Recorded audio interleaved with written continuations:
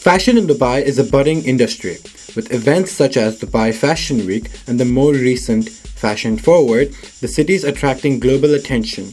In this constant quest to find unique clothing, some of Dubai's leading fashion entrepreneurs have a few thoughts to share. For me, an entrepreneur is someone who has a vision and brings it to life. It basically means someone who took a risk. People can see startup or being an entrepreneur as a quick thing. You know, it's kind of like you win at a casino when you're gambling. And unfortunately, in some ways, the honest truth is it's not like that at all. It's a lot of hard work and a lot of time behind the scenes that people don't see. You see this, and you see a tie clip or a cufflink, but you don't see the hours that an entrepreneur has spent. There has been a massive growth of fashion entrepreneurship in Dubai over the last 4 years. Here are some of the industry pioneers sharing their experience. Fashion came about because we realized there wasn't many platforms for regional designers to showcase their products. There's only maybe a handful of boutiques, but there's a lot of talent in the region and just not enough avenues for them to promote themselves. So fashion came around because we decided to be sort of boutique, an online boutique where people could find unique items and also designers who have particular talents and unique products can also showcase it. There was a lot of learning along the way, but I think since we have a very small industry and it is a very small country, it was great to be able to work with people together. I think together is definitely the way forward. We did a lot of collaborations. We took a lot of feedback. We worked very closely with our designers to see what we could offer our customers, and also worked a lot with our customers to see what designers could offer.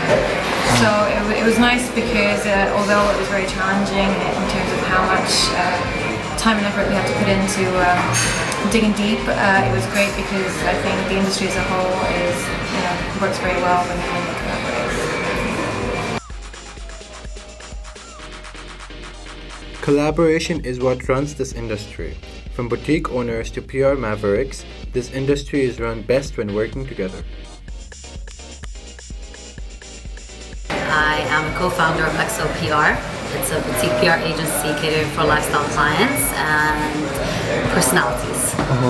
I'm passionate about what I do because it's such a thrill seeing a client get what they were looking for, because we always sit with people and we say, this is where you are, this is where you want to be, and how we're going to get them there.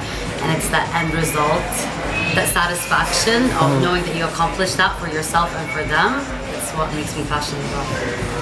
You know, it's easy to get a job, to take a desk job or to work for someone, but it's a huge risk giving up a lot of the luxuries we get with the security of a paid job to start up something that you're passionate about. It's a lot of hard work, it's a lot of sleepless nights, but it's totally worth it at the end of the day. For me, I believe that an entrepreneur is a businesswoman or a man who has come up with an idea that hasn't been done before, somebody who's targeting a niche, who's coming up with something that's innovative, that involves tying in a lot of different inspirations, different industries. Boutique owner Payal now discusses with PR agent Maha about her client who is a jewelry designer. Tell me more about this designer that we're in. Okay, so Azza is a jewelry designer. She makes very fine jewelry. It's not like in your face with accessories. Her pieces are very small and simple.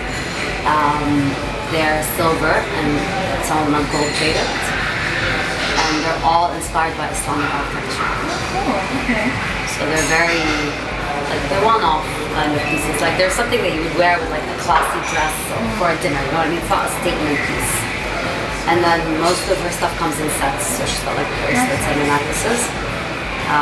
They're very pretty. They're like simple, pretty pieces. And has she been around? She's been designing for a while. She started in November last year.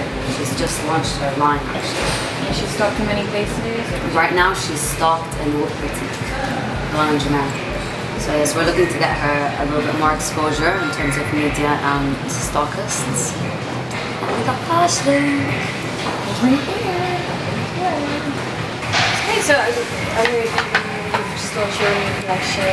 That's right. Yeah, I launched a few months ago. Basically, I bought some pieces to show you.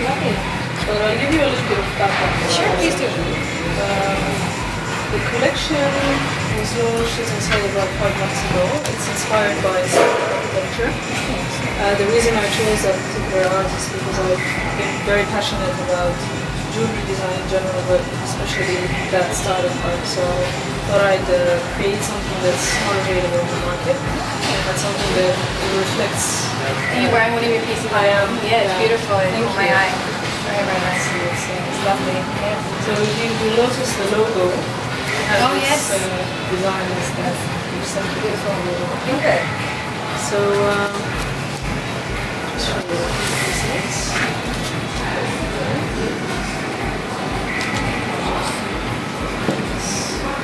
So yeah, a lot of people ask me why Monsieur Fox? What was the sort of inspiration behind it? And I usually describe it in two ways.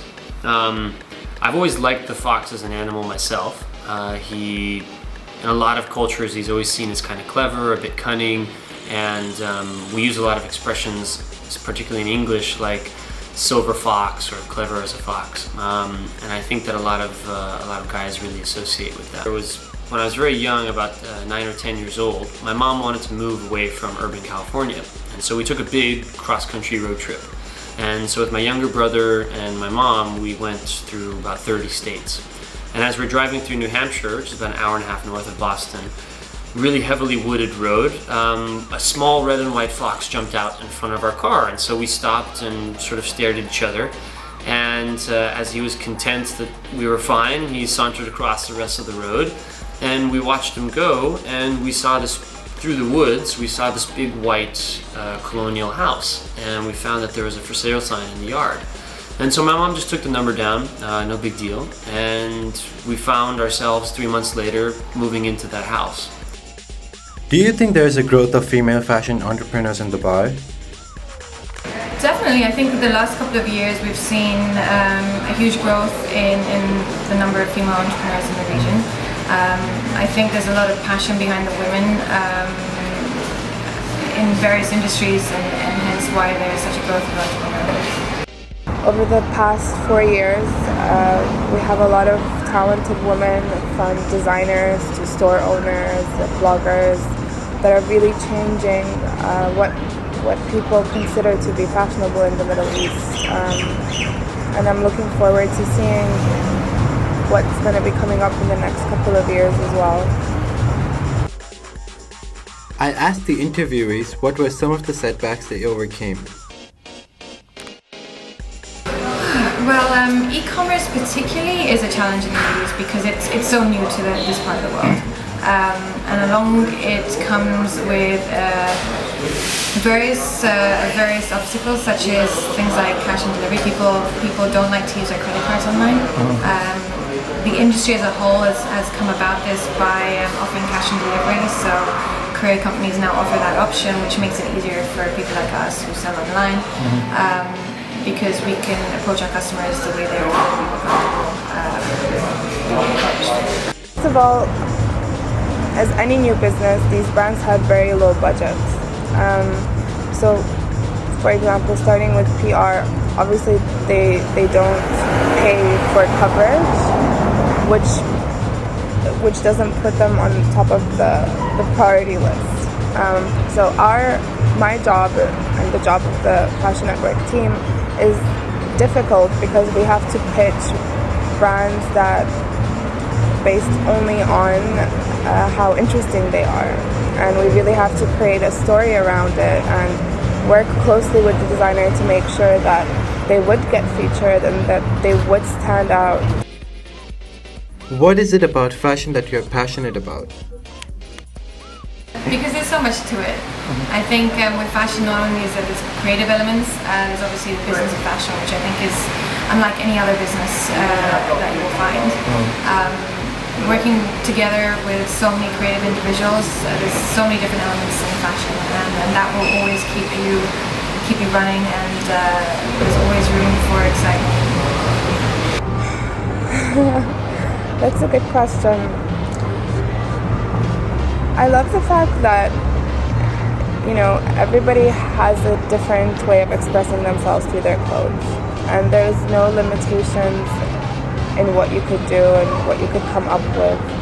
And I think that clothes are a very interesting and bright part of life, and if you enjoy getting dressed up in the morning, and if you're wearing nice things, it makes your day. And I really love it when, you know, I see a designer that's done a really good collection. It makes me happy.